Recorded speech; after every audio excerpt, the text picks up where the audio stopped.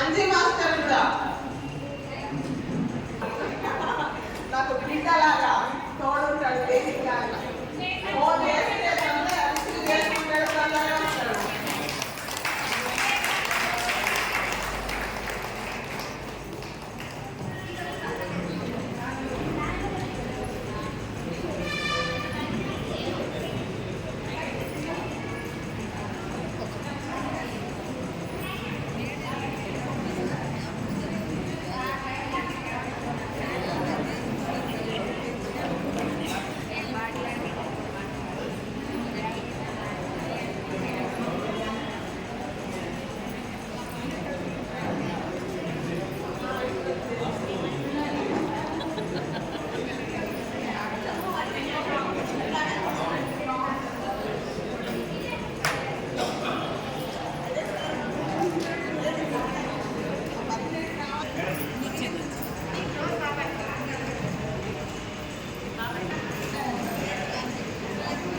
అయిపోయిందా? మనకు పిఎంసి సేతి బాలకృష్ణ సార్ అంటే అందరికీ తెలిసే ఉంటుంది. ఆయన మనకు టైం ఇచ్చి ఇక్కడికి రావడం జరిగింది.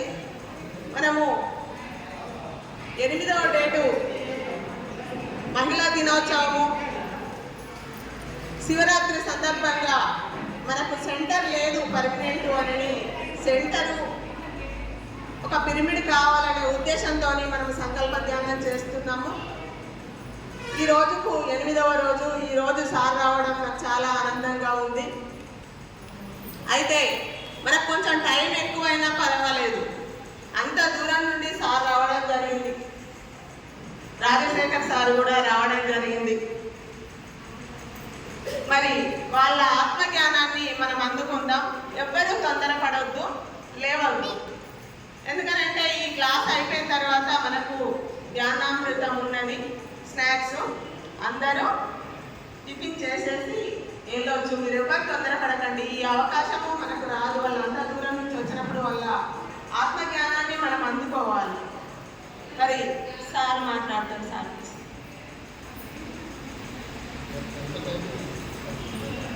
అదే చెప్తున్నా, మరి 7 గంటల వరకు 7:30 వరకు అయినా పర్వాలేదు కదా. 7:30 వరకు సార్, 7:30 వరకు సార్.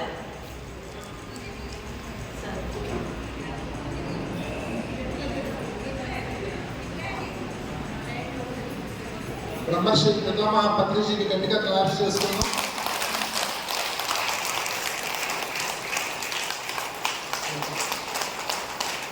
ఇక్కడ ఉన్నారు చదువులే నెట్పల్లి వాళ్ళు చాలా మంది ఉన్నారు. నెట్పల్లి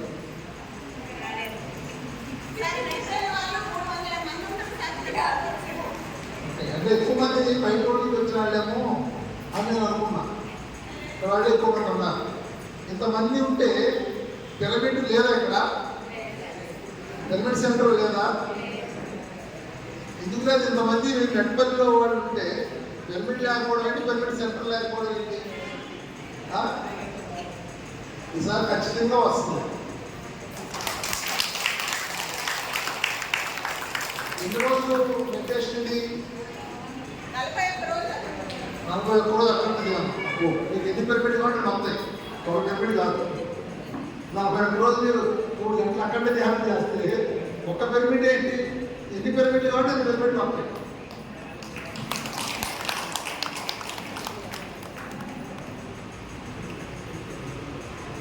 సో దేని మీద ఏ సబ్జెక్ట్ చెప్పమంటారు? దేని గురించి చెప్పమంటారు? మీరు క్వశ్చన్స్ అడగండి, దాని మీద చెప్తాను. ఒక 2 years దాటి ధ్యానం చేసేవాడు ఎంతమంది ఉన్నారు? 2 years దాటిన వాడు ధ్యానం 2 years 3 years అట్లా చాలా తక్కువ మంది చేతులు చెప్తున్నారే. మిగిలిన 2 years లోపడేనా?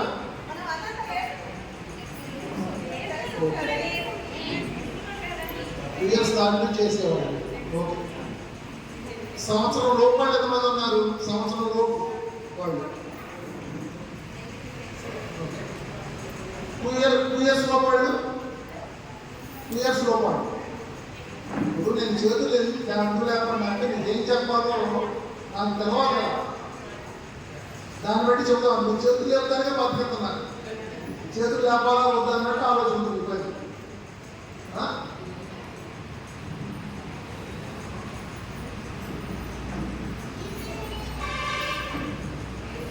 సో ఏమన్నా అడగండి, ఏమన్నా క్వశ్చన్స్ ఏమైనా అడగండి. మీరు సాల్వ్ చేస్తున్నారు కదా, మీకు డౌట్స్ కానీ ఏమైనా ఉంటే అడగండి.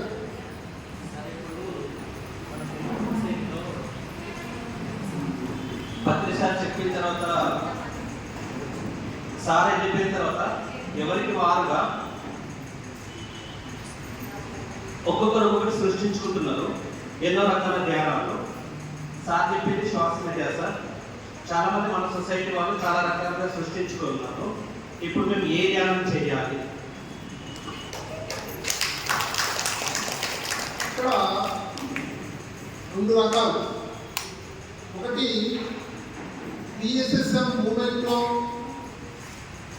ఉండి చేస్తున్నారా, బయట ఉండి చేస్తున్నారా? ఓకే, బయట ఉండి చేసేవాళ్ళు మనం చెప్పాల్సిన అవసరం వాళ్ళ ఇష్టం. ఓకే, PSSM మూమెంట్లో ఉండి చేసేవాళ్ళు ఒకటి ఆనాపానసతి అంటే శ్వాస మీద ధ్యాస, అది ఎప్పుడూ మనం చేయాలి. ఓకే, 2 కొన్ని ప్రాసెస్లు చేయడం జరుగుతుంది, అది ఆ టైంలో ఆ మాస్టర్ గారు చెప్పినప్పుడు అది చేసుకోవాలి. ఇప్పుడు బాడీస్ మీద మెడిటేషన్ అని, చక్రాస్ మీద ప్రాసెస్ అని, రకరకాల ప్రాసెస్లు అని, అది ఆ టైంలోనే అది మనకు ఉపయోగపడుతుంది. కానీ ఎప్పుడు కూడా ఆనాపానసతి మెడిటేషన్ మనం చేసుకోవాలి. కొంతమంది ఏం చేస్తున్నారంటే వాటికి ఎడిక్ట్ అవుతున్నారు, ఆ ప్రాసెస్కి ఎడిక్ట్ అవుతున్నారు. అట్లా ఎడిక్ట్ అవ్వకూడదు. మనం రెగ్యులర్గా శ్వాస మీద ధ్యాస అనే దాన్ని మనం చేసుకోవాలి. ప్రాసెస్ అనేది ఆ టైంలో మనకి ఉపయోగపడతాయి.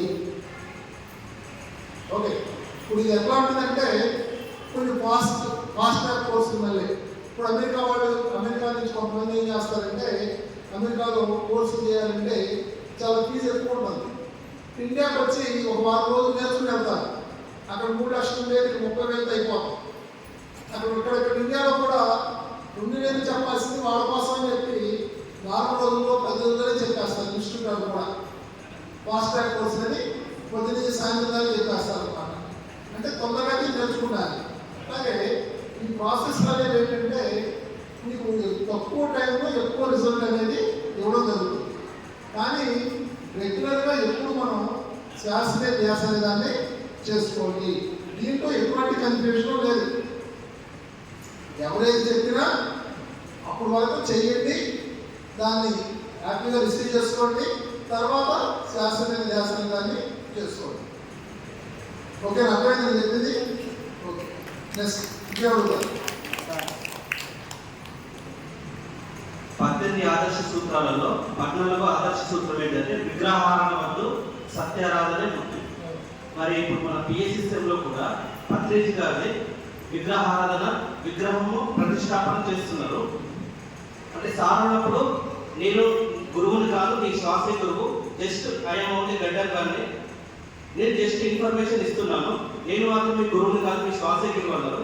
కానీ ఈరోజు ఆయన విగ్రహాల ప్రతిష్టాపన సందర్భంగా కార్యక్రమం చేస్తున్నారు, విగ్రహం ప్రతిష్ఠించారు. అది ఎంతవరకు కరెక్ట్? ఇప్పుడు ఎట్లా ఉంటుందంటే గురువు మన గురువు అంటాం మనం, కానీ గురువు చెప్పింది మనకు నచ్చితే మనం చేస్తాం, మనం నచ్చితే చేస్తాం. బ్రహ్మంగారు విగ్రహారాధన గురించి, పూజల గురించి కాళికాంబ, హంస కాళికాంబ అనే ఒక పద్యాల్లో చాలా బాగా తిట్టాడు కదా వాడు. అర్థమవుతుందా? ఆయనకి బాగా తిట్టాడు వేగంగా. కానీ ఆయన సమాధికి పూజలు చేస్తున్నారు, మంత్రాలు చదువుతున్నారు. బ్రహ్మంగారికి కాలజ్ఞానం కన్నా ఆయన రాసినటువంటి కాళికమ్మ హంస కాళికమ్మ అనే పద్యాలు చాలా అద్భుతమైనవి. దానికి పేరు రావాలి ఆయన 700 పద్యాలు. దాంట్లో చెప్పాడు, ఉచ్ఛ్వాస విశ్వాసములు ఉత్తమోత్తములు పంతులరిసి తాను బ్రహ్మములు కాళికమ్మ హంస కాళికమ్మ అంటాడు ఆయన. ఈ ఉచ్ఛ్వాస విశ్వాసం అని ఉత్తమోత్తములు. ఎవరైతే పంతులరిసి అంటే పంతులు ఎవరైతే గమనిస్తున్నారో ఆ శ్వాసను వాడు బ్రహ్మమవుతాడు అంటే వాడే దైవమైపోతాడు అని చెప్తాడు ఆయన. అంత అద్భుతంగా చెప్పాడు. పూజ గురించి కూడా అట్లా చెప్పాడు ఆయన. కానీ ఆయనకే సమాధిగా ఆయన పూజ చేస్తారు. అంటే మనుషులు ఎట్లా ఉంటుందంటే వాళ్ళకి నచ్చినట్టే వాళ్ళు ఉంటారు. పత్రికాడు ఇక్కడ కట్టాల్లో కూడా విగ్రహాలు ఆయన పెట్టించాడు. శివుని విగ్రహం పెట్టించాడు, పార్వతీదేవి విగ్రహం పెట్టించాడు, ఏది పెట్టించాడు. కానీ ఇక్కడ మనం అర్థం చేసుకోవాల్సిందంటే సార్ చెప్పేదంటే విగ్రహం అనేది స్ఫూర్తి కోసం అని చెప్పాడు సార్. పూజ చేయడం కాదు, స్ఫూర్తి. ఇప్పుడు బుద్ధుని బొమ్మ పెట్టాము మనం, ఏంటి దీనికి స్ఫూర్తి. బుద్ధుని చూడంగానే మనం ఆయన తయారవ్వాలి, ఆ విధంగా సాధన చేయాలి అని ఒక స్ఫూర్తి కోసం మనకు ఉపయోగపడాలి. కాకపోతే ఏమవుతుందంటే ఇప్పుడు మనం పత్రికగా అయి ఉన్నాం కాబట్టి మనం పెట్టినా కూడా మనం ఏమి పూజలు చేయవాలి కానీ కొన్ని తరాల తర్వాత, ఒక 100 సంవత్సరాల తర్వాత, ఒక 40 సంవత్సరాల తర్వాత ఏం చేస్తారు? జనాభా వాళ్ళకి పూజలు చేయకపోతారు.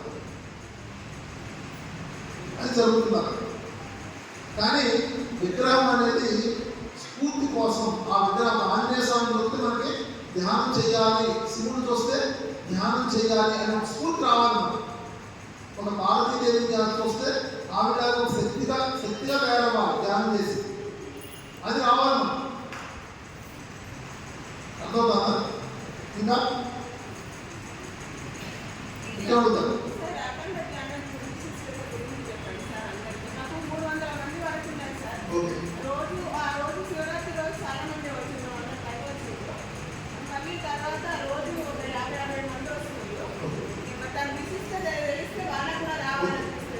ఇప్పుడు అఖండ ధ్యానం. ఇప్పుడు అఖండ ధ్యానం అనేది దేనికోసం చేస్తారు? మీరు పిరమిడ్ రావాలి, ఒక సెంటర్ రావాలి. పిరమిడ్ రావాలన్నా సెంటర్ రావాలన్నా పిరమిడ్ సెంటర్ రావాలి అనే దాంతో మీరు ధ్యానం చేస్తారు. ఇక్కడ ఒక పాయింట్ గుర్తుంచుకోండి. ఏదైనా కానీ ఒకటి మన జీవితంలో రావాలి, ఒకటి సృష్టించబడాలి అంటే దానికి ఎనర్జీ కావాలి, శక్తి కావాలి. ఆ శక్తి, ఆ ఎనర్జీ క్రియేట్ అయితే కానీ అది రాదు. ఇప్పుడు దాకా ఇక్కడ పిరమిడ్ ఎందుకు రాలేదు అంటే ఆ పిరమిడ్ క్రియేట్ రావడానికి కావాల్సిన ఎనర్జీ ఇక్కడ తయారవ్వాలి. ఇప్పుడు మీరేం చేస్తున్నారు? ఆ శక్తిని క్రియేట్ చేస్తున్నారు. ఒక రోజుతో రాదేమో, ఒకరోజు ధ్యానం చేస్తే రాదేమో, ఆ ఎనర్జీ సరిపోదేమో అని చెప్పి ఏం చేశారు? ఒక 41 రోజులు ధ్యానం పెట్టారు. అంటే ఈ 41 రోజులు చేసే ధ్యానం అనేది ఆ ఎనర్జీని క్రియేట్ చేస్తుంది, ఆ పిరమిడ్కి కావాల్సిన శక్తిని అందిస్తుంది. అది రావడానికి దానికి ఉన్న అడ్డంకులు తొలగిస్తుంది. ఒక మంచి పని చేయాలంటే ఎన్నో అడ్డంకులు వస్తాయి. ఆ అడ్డంకులు ఏంటంటే మనకు తెలియదు. కొంతమంది తెలుసుకుంటారు, కొంతమందికి తెలవనప్పుడు ఏం చేయాలి? మన ఎనర్జీ మనం ఎప్పుడైతే సృష్టిస్తామో ఆ ఎనర్జీని అడ్డంకులు తొలగించుకుంటాం. ఓకే, సో ఇదొకటి. ఇంకోటి ఏంటంటే మనకి పర్సనల్గా మనం ఈ ధ్యానంలో పాల్గొనడం వల్ల, ఒక గ్రూప్ ఎనర్జీలో పాల్గొనడం వల్ల మనకి ఎంతో ఉపయోగం ఉంటుంది. రోజుకి ఎనర్జీ పెరుగుతుంది. మొదటి రోజు ఉన్నట్టు 40వ రోజు ఉంటుంది ఎనర్జీ. 40వ రోజుకి అయ్యేపాటికి రోజుకి మెట్లు మన పైకి వెళ్తే ఎట్లా ఉంటుందో అట్లా ఈ ఎనర్జీ అనేది పెరుగుతుంది రోజుకి. అదేమవుతుంది? ఒకటి, మనలో ఎన్నో మార్పులు తీసుకొస్తుంది. 40 రోజుల్లో ఎవరైతే పాల్గొంటున్నారో మీ లోపల ఎన్నో మార్పులు వస్తాయి. అట్ ది సేమ్ టైం ఆ పిరమిడ్కి కావాల్సినటువంటి ఎనర్జీ కూడా తయారవుతుంది.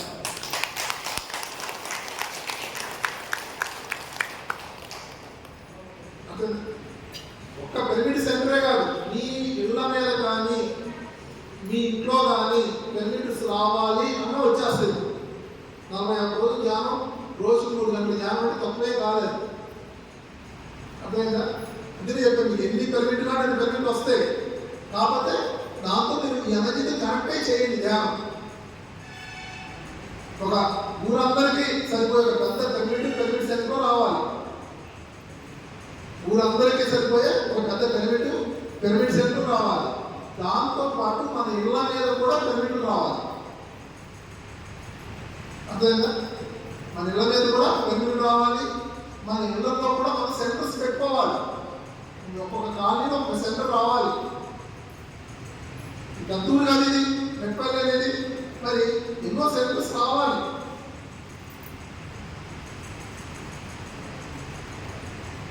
అర్థమవుతుందని చెప్పింది. ఓకే, ఇంకా ఇంకేమడుగుతారు ఏమా?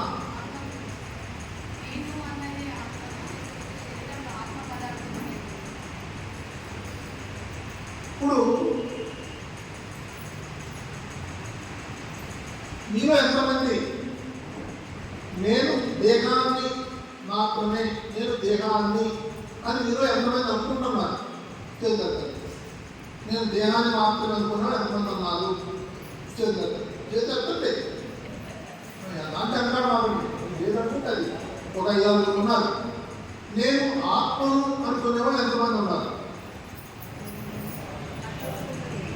90% నేను ఆత్మని అని మీరు అనుకుంటారు. మనం ఈ దేహంలో ఉన్నటువంటి ఆత్మను, ఈ దేహంలో ఉన్న ఆత్మ అనేది ఎట్లా?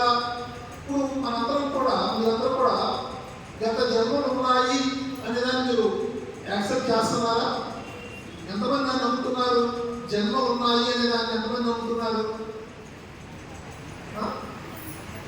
చేతులు ఎక్కువ ఏమన్నా ఎత్తే సరిగ్గా అర్థంలే, డౌట్గా ఎత్తారు.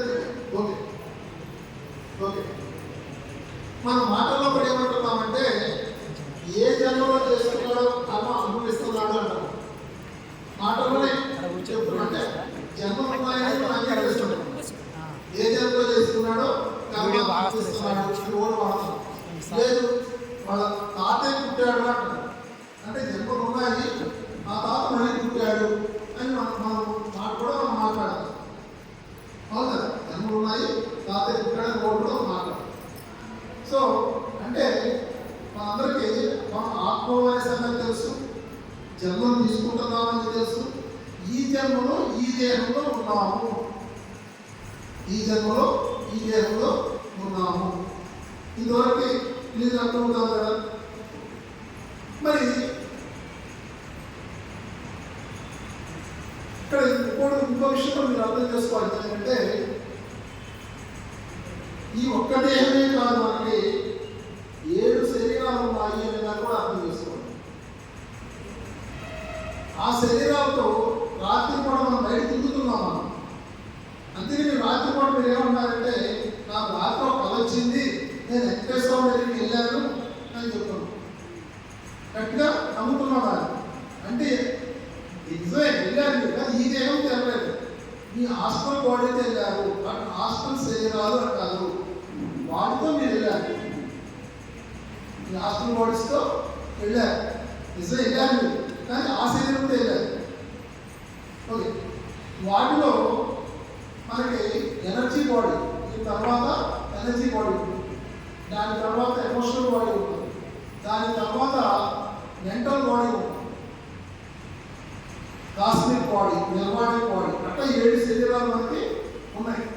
ఓకే, మొదటి 3 శరీరాలు ఈ భౌతిక జీవితంలో మన మీద ఎక్కువ ఎఫెక్ట్ చూపిస్తాయి. మన mental body, emotional body, energy body ఈ ఫిజికల్ బాడీ మీద ప్రభావాన్ని చూపిస్తాయి. ఓకే, ఈ శరీరాలను ఆత్మ తొడుక్కుని వచ్చింది. ఇప్పుడు నేను బయలు చేసుకొచ్చాను, పైన షర్ట్ వేసుకున్నా, దీనిపైన కోట్ వేసుకుంటా, అట్లా అయితే మనం వేసుకున్నామో అట్లా ఈ ఆత్మ ఆ శరీరాల దగ్గరికి వచ్చింది. ఒక్క బలి వేసుకున్నాను అనుకుంటా చల్లేస్తుంది, శీతాకాలం ఉంది, కొట్టి బలి వేసుకున్నాను అనుకుంటే చల్లేస్తుంది. దానిపైన ఏం చేస్తాను? షర్ట్ వేసుకుంటాను, దానిపైన ఒక షర్ట్ వేసుకుంటాను, దానిపైన ఒక కోట్ వేసుకుంటాను. అప్పుడు కానీ అసలు తగ్గదు. అట్లాగే ఈ ఆత్మ అనేది చాలా హయ్యర్ ఫ్రీక్వెన్సీలో ఉండడం వల్ల అది డైరెక్ట్గా ఈ శరీరంలోకి ఈ శరీరం దాన్ని తట్టుకోలేదు. అందుకని ఏం చేస్తుంది, దాని ఫ్రీక్వెన్సీని తగ్గించుకుంటూ ఒక్కొక్క శరీరాన్ని ధరించడం వస్తుంది. ఈ భౌతిక శరీరం కన్నా ఎనర్జీ బాడీ ఫ్రీక్వెన్సీ ఎక్కువ ఉంటుంది. ఎనర్జీ బాడీ కన్నా ఎమోషనల్ బాడీ ఫ్రీక్వెన్సీ ఎక్కువ ఉంటుంది. ఎమోషనల్ బాడీ కన్నా మెంటల్ బాడీ ఫ్రీక్వెన్సీ ఎక్కువ ఉంటుంది. సో ఆ ఫ్రీక్వెన్సీ తగ్గించుకుంటూ ఇక్కడికి వస్తారు. అర్థమవుతుందా?